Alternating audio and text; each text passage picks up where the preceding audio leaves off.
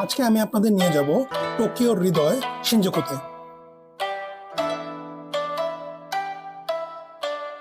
এখানে আছে ঝলমলে নিয়ন আলো, অসাধারণ শপিং স্পট আর রাতের জীবনের রঙিন জগৎ।